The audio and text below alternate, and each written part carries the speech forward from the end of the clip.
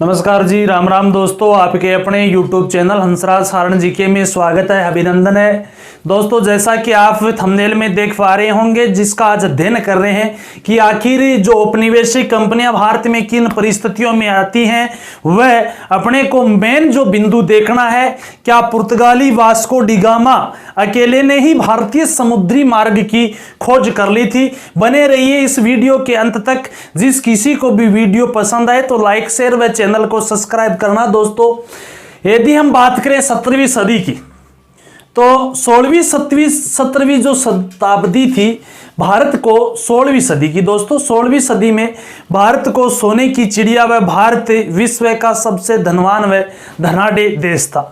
और इस मत का जो समर्थन करते हैं एडम स्मिथ व बर्नियर जैसे विदेशी इतिहासकार भी इस मत का समर्थन करते हैं। एडम स्मिथ करता है, बर्नियर करता है कि इस भारत की धनवानता का, कि भारत की धनाढ्यता के कारण ही जो औपनिवेशिक कंपनियां थी भारत की ओर आकर्षित हुई थी। क्या ये कंपनियां भारत के बारे में पहले जानती थी? तो बता दें दोस्तों, ये कंपनियां भारत के साथ, कंपनी उस समय कंपनियां नहीं थी, परंतु यूरोप उस भारत के साथ पहले से ही व्यापार करता था। परंतु उस दौरान जो व्यापार के प्रमुख जो केंद्र हुआ करता था, बिचौलिए व्यापार करते थे। और बिचौलियों में नाम आता है, इटली के दो स्थान हैं। इटली का एक कहते हैं नगर वेनिस व एक जेनेवा। इटली का जेनेवा व वेनिस नगर जो है वो इस व्यापारिक के दौरान ही अपने आप में जो समृद्ध नगरों की श्रेणी में आते हैं। व्यापार के कारण ही समृद्ध बने थे, या कह सकते हैं वो बिचौलिए नगर थे। हालांकि मेन जो ये व्यापार होता था, मेन कुस्तुनतुनिया का क्षेत्र था। इस एरिया एशिया में, मध्य एशिया में कुस्तुनतुनिया, जिसे वर्तमान में तुर्की कहते हैं, कुस्तुनतुनिया का क्षेत्र था। यह व्यापार के मध्यस्थ क्षेत्र थे। हालांकि यहां से व्यापारी आने वाला, यहां के जो केंद्रीय जो कह सकते हैं मध्यस्थ या बिचौलिए, इटली के वेनिस व जेनेवा व कुस्तुनतुनिया के जो नगर थे, इनके माध्यम से व्यापारी भारत से यहां आते थे। यहां थे, ये भारत का क्षेत्र, भारत से यहां जाते थे, इधर से व्यापारी आ जाते थे। जब 1453 में कुस्तुनतुनिया का पतन हो जाता है, तुर्कों ने अधिकार कर लिया था कुस्तुनतुनिया पर। और तुर्कों के द्वारा अधिकार करने के कारण इस क्षेत्र में एक तरह से कह सकते हैं, यानी लोगों के जो रोजगार वगैरह छिन गया था, जो व्यापार पर आधारित था। इसीलिए यहां से एक सबसे बड़ा नाम आता है, वो नाम आता है हेनरी नेविगेटर का। किसका दोस्तों? Henry navigator. और हेनरी नेविगेटर जो कौन था, तो बता सकते हैं पुर्तगाली राजकुमार होता है हेनरी नेविगेटर, जिसने यहाँ के जो ये किसी लोगों को, या कह सकते हैं यहाँ के जो लोगों को भारतीय समुद्री मार्ग, या कह सकते हैं नए व्यापारिक समुद्री मार्गों की खोज के लिए प्रोत्साहित करता है। इसी क्रम में हेनरी नेविगेटर ने एक बंदे को तैयार किया था, नाम आता है बार्थोलोम्यो डियाज। क्या नाम आता है? बार्थोलोम्यो डियाज। और ये भाई साहब बार्थोलोम्यो डियाज जो थे, अपने भारत की तरफ बढ़ते हैं व्यापारिक मार्ग खोज करने के उद्देश्य से।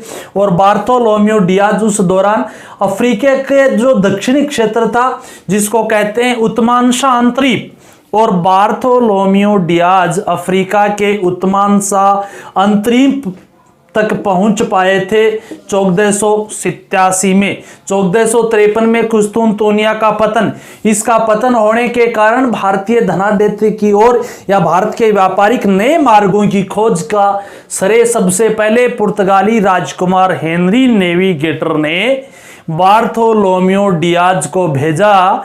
बट बार्थोलोम्यो डियाज भारत तक न पहुंचकर अफ्रीका के उत्तमांशा अंतरीप तक ही पहुंच पाया था। क्या यही भारत है?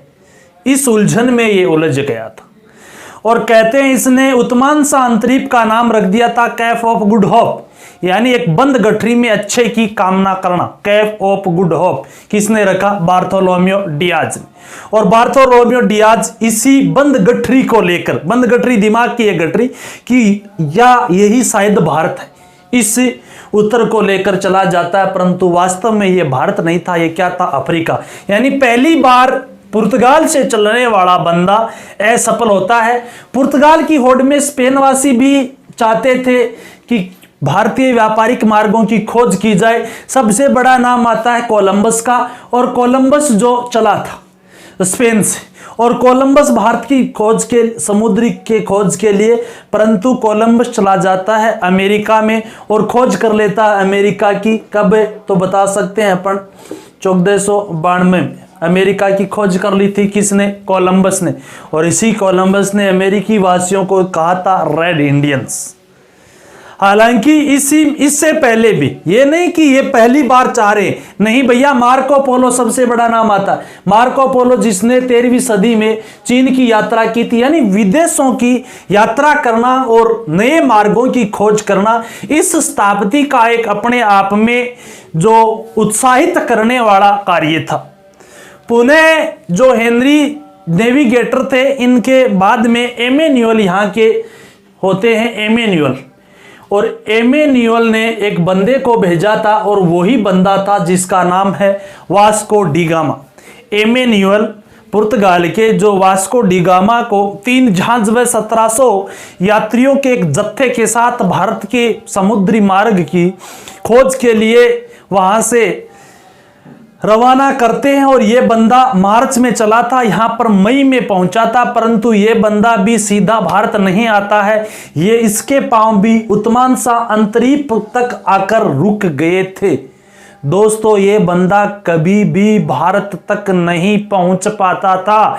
यदि इसकी मुलाकात गुजरात के एक व्यापारी अब्दुल मुनीद, क्या नाम आता है? अब्दुल मुनीद, कह सकते हैं गुजराती व्यापारी था अब्दुल मुनीद, जो अफ्रीका में, भारत से कहां गया हुआ था? अफ्रीका में व्यापार होता था, समुद्र से भी इस दौरान यानी व्यापार होता था। और दादा अब जो ये अब्दुल मुनीद हैं, जो गुजराती व्यापारी हैं, अफ्रीका में मुलाकात होती है किससे? वास्को डी गामा से। और वास्को डी गामा जी इन्हीं अब्दुल मुनीद का पूंछ पकड़ के भारत के कालीकट बंदर का आते हैं। तो दोस्तों, अपना क्वेश्चन का आंसर यही है कि क्या अकेले ही वास्को डी गामा ने भारतीय समुद्री मार्ग की खोज बड़ी सफलता से कर ली थी?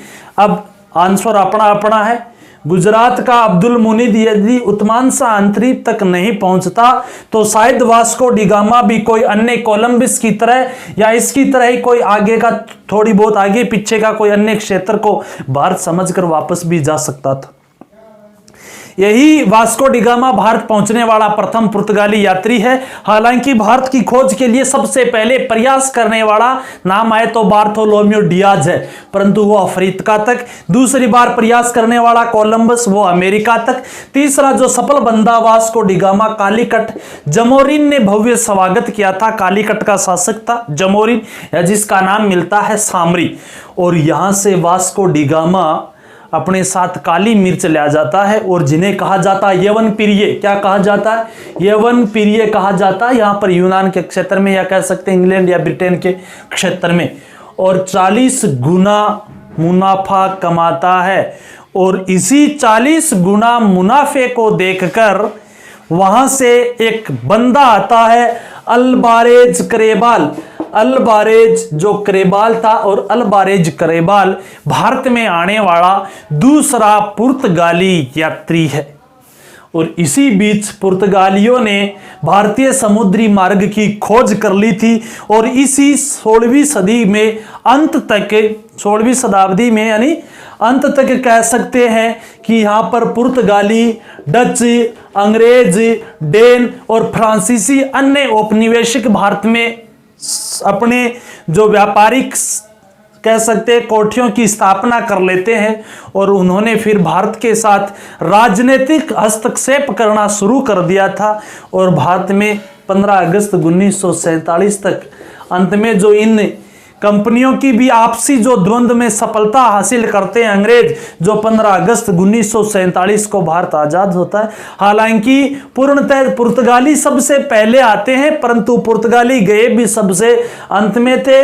1961 में ऑपरेशन विजय अभियान पंडित जवाहरलाल नेहरू की सरकार के दौरान 1961 में पुर्तगालियों से गोवा को मुक्त करवाया गया था।